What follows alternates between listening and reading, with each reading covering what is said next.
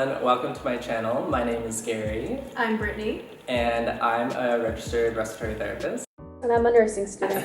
We're here to talk about the difference between respiratory and nursing, and hopefully this will help some of you decide which field you would like to go into. But to start off, we're going to talk about the difference between education. So personally, I think that we learn the same material. I think as you go into the program, I don't know how it would be for respiratory, but it gets a little bit harder because respiratory is a specific specialty and nurses don't have a specific specialty until after you graduate and you decide what specialty you want to go into. Yeah, and I feel like in the beginning, we are kind of learning the same thing, especially with your preclinical, your anatomy, and physiology. And I think where it gets sort of a little different for respiratory is we do physics and we're focusing on like aerosolized medication and gases and whatnot. Exactly. And we definitely emphasize on the cardiopulmonary system, which you guys are super knowledgeable in too, though. So especially in med-surg, we go into that too, but we also talk about the other systems in the body, cardiovascular, respiratory, and integumentary, everything. But I feel like it's the same amount of time. It's like 4 years for nursing students, or it depends. Our program at my college, at least, is about 1.5 years. But we also do have 2 classes before the program, so it's about 2 years. And then you're looking at all your preclinical classes, and that really depends on you and how long that's going to take you. So whether you're taking a couple classes at a time, or if you're being full-time, it's really going to determine how long it's going to take you to get through those classes. But yeah. So in total, how long did it take you, including your prerequisites?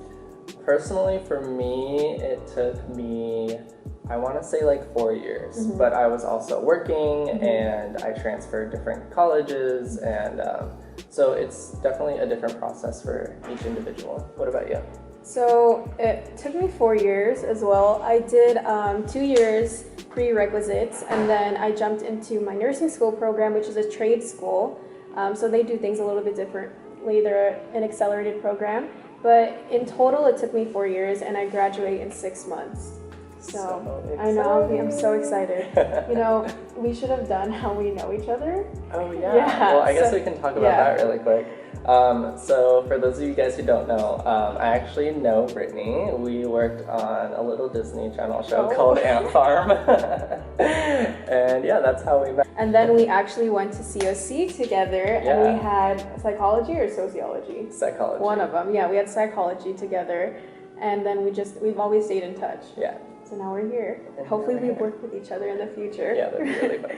All right. Okay, so to touch back on something that we were talking about earlier, we were talking about specialty. And so let's just go into that for a little bit with how's that like with nurses? So nurses, they can go into absolutely anything. I feel like we can work in the hospital, work with patients, we can work in psychiatric units or home health, anything like that. We don't specifically have a specific specialty as respiratory does, so we can go anywhere. So if you ever feel like you're confused in what you're going into, I think nursing is good with that because you can travel anywhere. Yeah, that's really good. Like if you're not really sure what you want to specialize in as a nurse, you kind of get to touch on all those different things. Whereas with respiratory, it's a specialty within itself, and that's what really draws me to it, because you are focusing on the cardiopulmonary system. But within that, although we are only caring for, you know, the lungs and the heart, and the nurses kind of take over the rest of the patient, you are able to specialize in the sense in different areas of the hospital, where if you want to work in the intensive care unit or the critical care unit, or if you want to work in the emergency department, you can do pulmonary function testing, you can be in ABG, like technician for the day, or whatever you want to do. You can go into the NICU, labor and delivery. So there are different options you can go into, and also home care as well. So you can like teach COPD patients like how to use their home oxygen systems. Nebulizers and that. Yeah. And as nurses, we can't touch that. So I was telling Gary how when we're at the hospitals and we have a COPD patient and they have a breathing treatment scheduled or a specific medication, we're not allowed to touch that. We have to call the respiratory therapist to come and they handle that, just because we want to play it safe and because we do have respiratory therapists on the unit, we just want to let them handle that so we don't make any mistakes or anything. Just like we're not touching the IVs or anything like Exactly. that. But I think that's what really brings both of our professions together so well, is we are working so closely together, especially in the ICU and during these emergency situations and code blues and whatnot. Exactly. Like, I depend on my nurse so much to tell me about my patient and what's happening and how they're doing, how they're improving, and yeah, it's just... And I depend on the respiratory therapist because I want to become a labor and delivery nurse. And anytime we're in a C-section or some vaginal deliveries too, we rely on the respiratory therapist to be there because right when we catch the baby, we hand it off to them. Yeah, they hand us the baby and we're making sure that they are ventilating and they're breathing properly. Yeah. And, you know, we really want to get out anything that's in their airways or in their nose and make sure they're pink and moving and screaming and crying. Exactly. And, yeah. We actually do so much together. Looking back, you know, I feel like we work with respiratory therapists and physical therapists the most, in all honesty, but I feel like I've worked with respiratory therapists in my clinicals the most. Oh, definitely. During my clinical rotations, I mean, like, it's just you and the nurse. And I think people don't really realize, like, no shade at all to doctors, but really the nurse is in charge of that patient. The nurse is in there the entire time. You know, they only have maybe like 1, 2, 3, 4 patients for their whole day, depending on the hospital. And they just know the ins and outs of that patient. And so I really rely on you guys to let me know what's happening. So to kind of bring it into our duties, what do you guys do when you're at clinicals or like when you're working at the hospital now? Okay, well, besides, you know, getting report and all of that, you're definitely focusing on patient assessment. You want to check your patient's vitals and see how they're doing. Are they ventilating? Are they oxygenating? What is the issue with that? And one of the main things that we do in the ICU, at least, is ventilator management. So all of our patients are on the life support machine. We are in charge of that. We are wanting to make sure that their settings and their vitals and everything is going well, and we want to suction our patient and we want to deliver aerosolized medications to help dilate the bronchi and make sure that they're breathing good. And yeah, we also assist with intubations and bronchoscopies and labor and delivery. And there's also floor care where we're just giving nebulizers or BiPAP or CPAP machines and whatnot. But definitely a huge population of our patients are COPD patients. Yeah, and where we just we assess the patients, we do medication administration, nursing diagnosis, discharge teaching, patient teaching. We cover everything else like that, but anytime, for an example, with discharge teaching, we have to go through what the respiratory therapist did with them because they are going to have to do this at home. So sometimes we'll call in the respiratory therapist to come help us. And then we're teaching them how to use their MDI inhaler, how to use their DPI, and all that good stuff. So it's definitely a very like intertwined experience with the nurses and the RTs. What I would always recommend is if you really don't know the specialty you're going into, go into nursing. You don't have to only take care of patients too. You can also work as like a public health or work with the social workers and stuff like that. It doesn't have to just be patient-centered care. Or you can go into a specialty like I want to do L&D and you're going to be in ICU. I really want to do the ICU. Yeah, there's just different, I feel like with nursing, if you're looking to go into a different direction maybe in the future, if you're looking to like become like a nurse practitioner, you know, I feel like there's more avenues to go into than with respiratory. Like with respiratory, you can definitely work in any aspect of the hospital. We're, you know, running around everywhere. You can do home care. You can do, like I said, you can do PFT, ABG. You can be a travel RT, but like we're already respiratory care practitioners, so there's not like a nurse practitioner level. There's nothing really above unless you want to become like a supervisor or if you want to teach. I feel like that's where our avenues are a little more restricted than if you go into nursing. Exactly, and I feel like if you love taking care of your patients, nursing is a good choice, but also RTs because you're always going to be with patients. Yeah, so like with nurses, I feel like you are at the bedside all day, and for the most part, I'm thinking more ICU.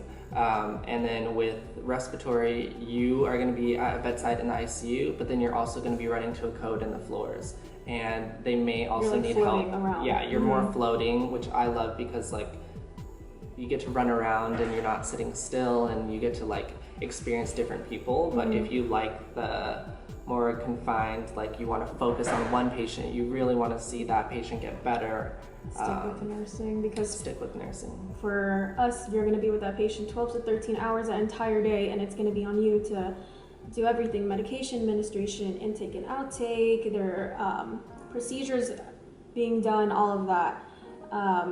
But that's pretty much it. Let's talk about the bad things about each Okay. one. Oh, I like that. Sorry. Like, what do Yeah. you not like and what do I not like? Okay. Ooh, let's see. You know what? Personally, I really do not like that. I feel like nurses do not get respected, because I've had so many times at clinicals where I personally feel like we're undervalued when I feel like we do the most for the patients, because we're always with the patients. And I love my physicians. Like, we work with them.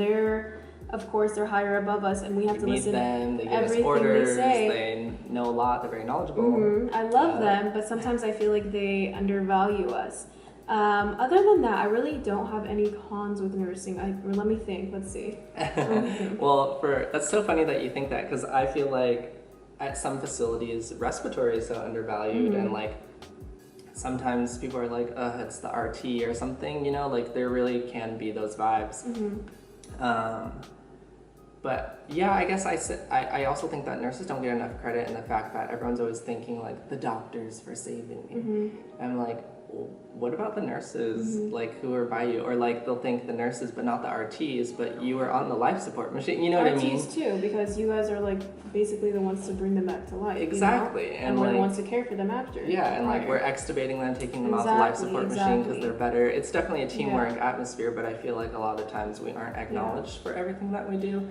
But some cons that I would say are, besides the fact that it's hard to see like patient deaths and whatnot, I mean, if you don't like rigorous suctioning, if you don't like the sound of suctioning, if you think mucus is absolutely disgusting, then maybe this isn't for you. Maybe nursing isn't for you either, because I definitely deal with a lot of that too. Nurses do suction Wound too. change, oh yeah. I couldn't be a Our nurse. suction back and everything, enemas, all of that, and G2. You have to clean up the patient. Maybe if you have a weak stomach, maybe this field isn't for Yeah, you. because you're even as RTs, you're going to be dealing with like aspiration, vomiting. Well, okay, so wait.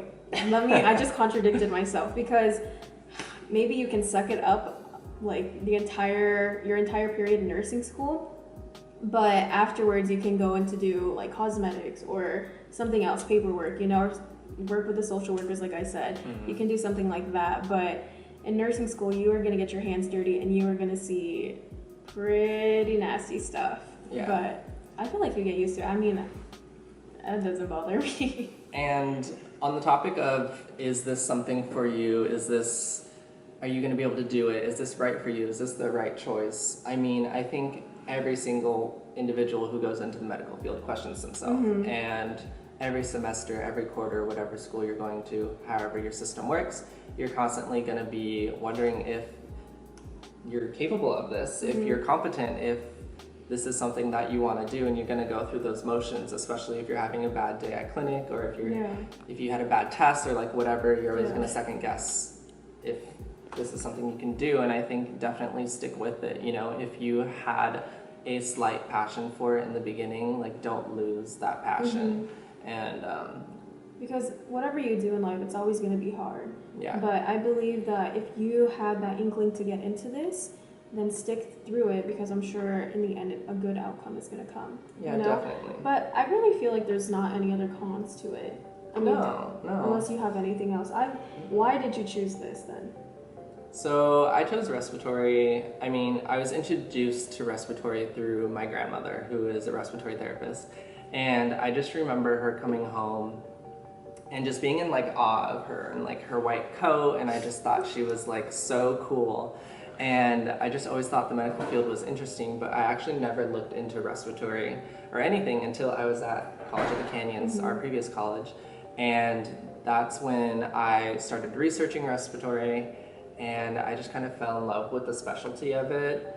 And yeah, so I pursued it, and I have never been happier. And you know, I think when you're first starting out, it's hard to see how much growth you're going to do, but as you move on, you realize that you have this awesome foundation of knowledge, and you're just building on it. Yeah. And it's really cool to see yourself I love that. be smarter and Yeah. you're like, wait, I can do this stuff. Like, I'm saving this patient. I love that. It's really an awesome experience. Yeah, I feel like Gary was definitely there through my entire transition into life, basically in adulthood, because before nursing, I wanted to become a stylist. I don't know if you remember that. And I do remember.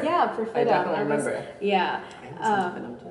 Yeah, exactly. See, it was so strange until we had like an incident happen that I wrote in my blog. So we're gonna link that. We're gonna link the blog down below. Because it's a long story, but I've always loved taking care of others. Have always loved patient-centered care and everything. So then when this incident happened with my brother and I was like, okay, you know what? Let me volunteer first before I do this entire career switch.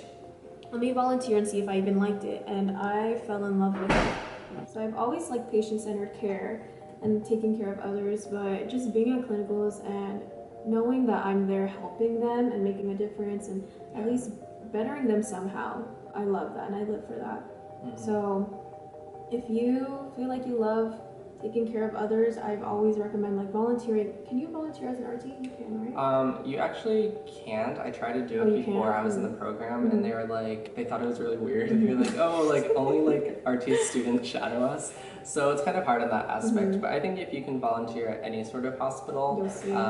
any sort of patient interaction, or just, I mean, as long as you're just in general a compassionate, kind person, and you like helping people, I think the medical field is perfect for you. Definitely do your research and everything. Yeah. Do Watch your research, videos, see what watch you like. videos, contact like a program director, and maybe have a meeting with them, see what the program's about. But yeah.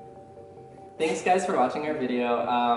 Those are some of the differences between respiratory and nursing. I hope that was kind of helpful, and I hope you enjoyed this video. Let us know in the comments if you are struggling with what to choose, or if you need any more advice, and definitely follow us on our Instagrams that will be linked down below. Like, subscribe, and yeah, we'll see you next time. Thank you.